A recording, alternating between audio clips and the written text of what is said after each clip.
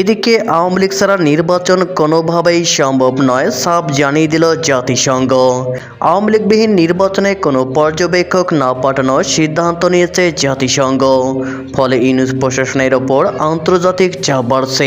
আমরা জনগণের শক্তিতে বিশ্বাস করি, তাই জনগণই হচ্ছে আমাদের একমাত্র শক্তি, এটা মাথায় রাখতে হবে এবং সেই জনগণকে সাথে নিয়ে আমাদের চলতে হবে। আজকে প্রত্যেক ঘরে ঘরে এটা পৌঁছে দিতে হবে।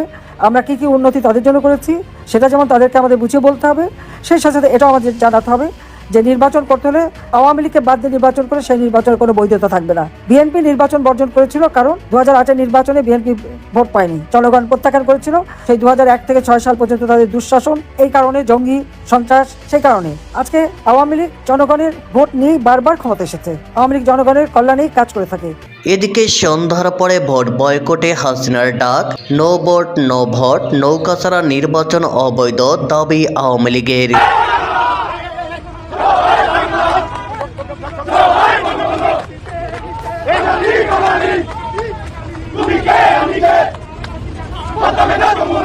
এদিকে শেখ হাসিনাকে ছাড়া নির্বাচন মানি না, মাঠ কাঁপাতে নামছে আওয়ামী লীগের লক্ষ লক্ষ কর্মী সমর্থকরা।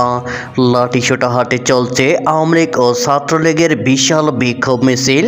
ডক্টর ইউনূসের পদত্যাগের দাবিতে ঢাকা দখলে নিয়েছে আওয়ামী লীগ।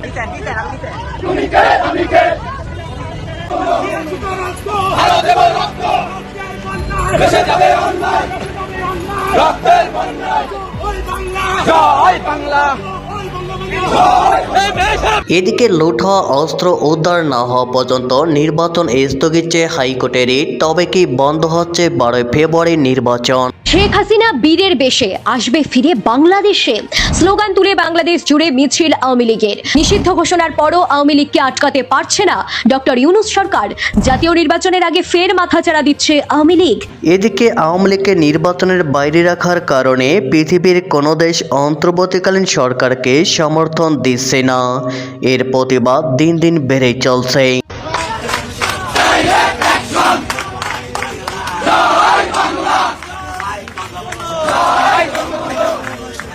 এদিকে সন্ধ্যার পরে ভোট বয়কটে হাসিনার ডাক, নো ভোট নো ভোট, নৌকা ছাড়া নির্বাচন অবৈধ দাবি আওয়ামী লীগের।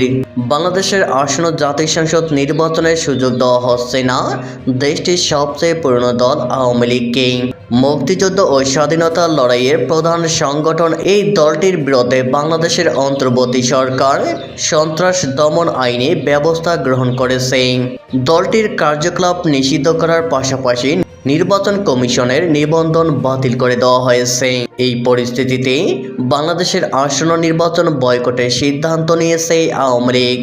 গত মাসে দাওয়ালে জানানো হয়েছিল শেখ হাসিনা দল শেষ পর্যন্ত ভোট বয়কটের পক্ষে হাঁটতে পারে, তবে সরাসরি এই সিদ্ধান্ত তারা নেয়নি। শেখ হাসিনা গত 2 মাস যাবত আন্তর্জাতিক সংবাদ মাধ্যমকে দেওয়া সাক্ষাৎকারে বারে বারে বলেছেন তার দল নির্বাচনে অংশ নিতে চায়। শেষ পর্যন্ত সরকারের কাছ থেকে ইতিবাচক সাড়া না পেয়ে বাংলাদেশের এই সাবেক প্রধানমন্ত্রী ভোট বয়কটের সিদ্ধান্ত নিয়েছেন। আওয়ামী লীগ নেতারা বলছেন শুধু নৌকা প্রতীকের 40% সমর্থকেরাই নন, 20% মতো ফ্লোটিং ভোটারও আগামী মাসের নির্বাচনে বুথে যাবেন না। শেষ পর্যন্ত নির্ধারিত দিনে ভোট হবে কিনা তা নিয়েও সংশয় আছে। মঙ্গলবার আওয়ামী লীগের শীর্ষ নেতৃত্ব শেখ হাসিনার তরফে ভোট বয়কটের ডাক দিয়ে একটি বার্তা প্রচার করা হয়েছে। ওই বার্তায় লিফলেটে চেপে প্রচার করবে দল। ওই বার্তায় হাসিনা শুরুতেই বলেন ফ্যাসিস্ট ইউনূসের গণতান্ত্রিক নির্বাচনে অংশ নেবে না Bangladesh. No vote no vote, যে ব্যালটে নৌকা প্রতীক থাকবে না, যে নির্বাচনে আওয়ামী লীগ অংশগ্রহণ করবে না, সেখানে আমাদের সমর্থক কোনো ভোটার, নৌকার ভোটাররা কেউ ভোট কেন্দ্রে যাবে না। ভয়ভীতি, হত্যা, সন্ত্রাস, গ্রেপ্তার, হুমকি, অত্যাচার, দমন পীড়ন, গুম, খুন, অপহরণ, নিষ্ঠুর মব সন্ত্রাস যাই করুক না কেন তারা ভোট দিতে যাবে না। গণতন্ত্রপ্রিয় দেশবাসীর কাছে এই বার্তাটি পৌঁছে দিন। আওয়ামী লীগ নেত্রী বলেছেন, প্রিয় দেশবাসী, আমাদের সংগ্রামে শুভেচ্ছা, সালাম ও অভিবাদন গ্রহণ করুন। আমাদের প্রিয় মাতৃভূমি বাংলাদেশে আর্থসামাজিক রাজনৈতিক ক্ষেত্রে গভীর সংকট থেকে ভয়াবহ বিপর্যয়ে নিপতিত হয়েছে। অবৈধ ও সাংবিধানিকভাবে ক্ষমতা দখলকারী খুনি ফ্যাসিস্ট ইউনূসের দানবীয় দুঃশাসনের তাণ্ডবে দেশ আজ লণ্ডভণ্ড। এই জন্য এক ক্ষত বিক্ষত বিপন্ন জনপদ সুজলা সুফলা শস্য শ্যামল প্রিয় স্বদেশভূমি আজ গণশত্রু ইউনূসের ফ্যাসিস্ট তন্ত্রের তাণ্ডবে জাতাকলে পিষ্ট আজ দেশের সর্বস্তরের জনগণ। গণতন্ত্র, মানবাধিকার, গণমাধ্যমের স্বাধীনতা, নির্বাসিত ন্যায় বিচার ও আইনের শাসন অনুপস্থিত, নারীর প্রতি চলছে সহিংসতা, শিল্পায়নে অরাজকতা, দেশের সম্পদ বিদেশিদের হাতে তুলে দেওয়ার বহুমাত্রিক ষড়যন্ত্র অব্যাহত রয়েছে। এদিকে লুট হওয়া অস্ত্র উদ্ধার না হওয়া পর্যন্ত নির্বাচন স্থগিত চেয়ে হাইকোর্টের রিট। তবে কি বন্ধ হচ্ছে 12 ফেব্রুয়ারি নির্বাচন? দেশের চরম নিরাপত্তাহীনতার প্রেক্ষাপটে এবং 2024 সালের গণ অভ্যুত্থানের সময় লুট হওয়া অস্ত্র উদ্ধার না হওয়া পর্যন্ত আসন্ন জাতীয় নির্বাচন স্থগিত চেয়ে হাইকোর্টে রিট দায়ের করা হয়েছে।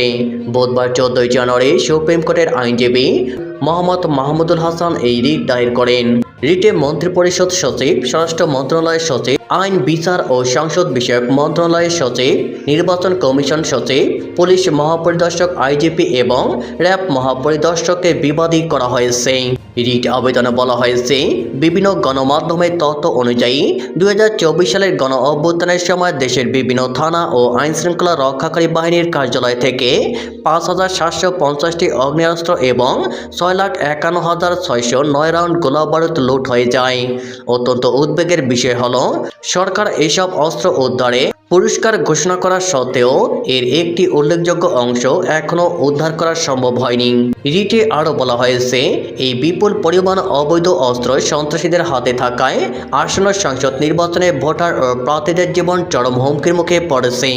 এরই মধ্যে ঢাকা 8 আসনের সংসদ সদস্য পদপ্রার্থী শরীফ ওসমান হাদি সন্ত্রাসীদের গুলিতে নিহত হওয়ার ঘটনার প্রমাণ করে যে অবৈধ অস্ত্র উদ্ধার না হলে এই নির্বাচন রক্তক্ষয়ী হবে।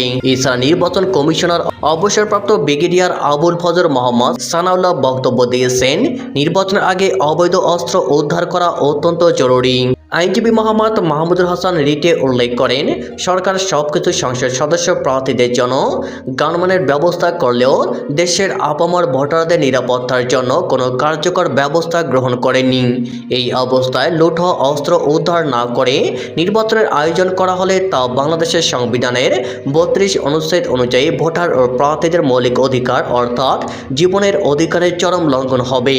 তাই রিট আবেদনে লুট হওয়া সব আগ্নেয়াস্ত্র ও গোলাবারুদ উদ্ধার না হওয়া পর্যন্ত এবং নির্বাচনের নিরাপদ পরিবেশ নিশ্চিত না হওয়া পর্যন্ত আসন্ন জাতীয় নির্বাচন স্থগিত রাখার নির্দেশনা চাওয়া হয়েছে।